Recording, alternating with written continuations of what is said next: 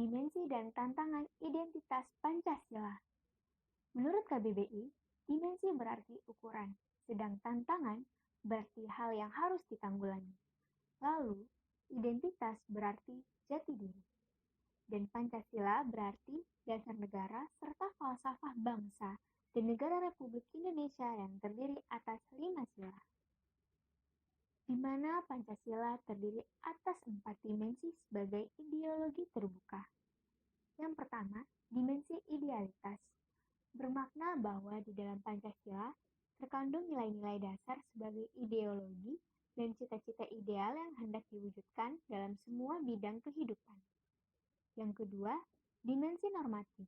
Bermakna bahwa dimensi idealitas yang terkandung oleh Pancasila kemudian diajarkan dalam bentuk norma yang merupakan bagian dari norma kenegaraan.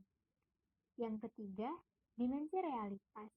Bermakna bahwa nilai yang terkandung di dalam ideologi Pancasila memang mengakar dalam kehidupan nyata masyarakat.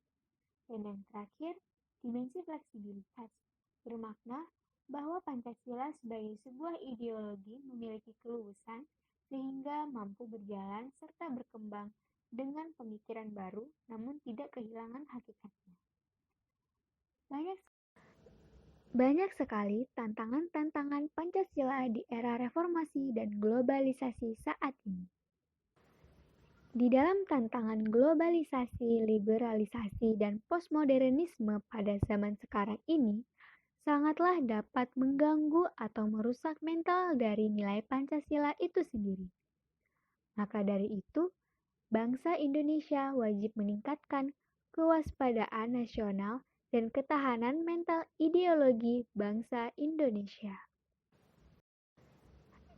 Dalam prakteknya saat ini, nilai Pancasila diuji kekuatannya oleh tantangan dalam era globalisasi seperti halnya dengan amandemen UUD 45 yang syarat akan kontroversi.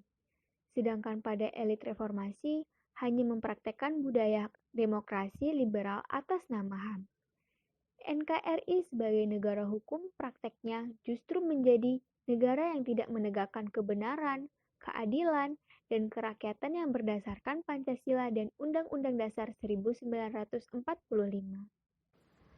Prakteknya dalam budaya korupsi makin menggunung, mulai dari tingkat pusat sampai pada berbagai daerah. Tantangan yang dihadapi Pancasila di masa mendatang semakin besar. Di tengah perubahan zaman, persoalan yang perlu diwaspadai adalah ketika masyarakat, khususnya generasi muda, tidak lagi memandang Pancasila sebagai ideologi dan dasar negara. Pertanyaannya adalah, apakah Pancasila sebagai ideologi negara sanggup menghadapi tantangan di era globalisasi ini? Jawabannya adalah sanggup. Namun, harus adanya suatu keyakinan yang ditimbulkan dari nilai-nilai Pancasila tersebut.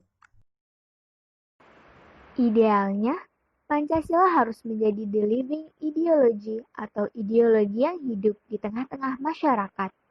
Untuk mewujudkan hal ini, diperlukan cara-cara baru yang relevan dengan kondisi saat ini. Terdapat 2 syarat agar Pancasila dapat beroperasi secara optimal dalam masyarakat.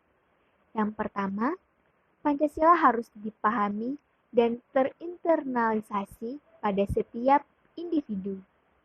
Kedua, mampu menggunakan Pancasila sebagai alat penyelesaian masalah. Pancasila sebagai nilai universal masih sangat relevan dengan generasi hari ini. Pancasila hanya perlu terinternalisasi dengan baik ke setiap generasi yang ada, khususnya generasi milenial yang akan menjadi salah satu tokoh pergerakan kemajuan negara yang kita cintai ini.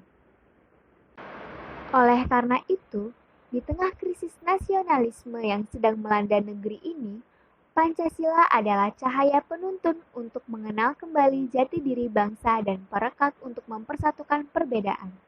Semoga Tuhan Yang Maha Esa merahmati dan mencerahkan hati dan pikiran kita semua.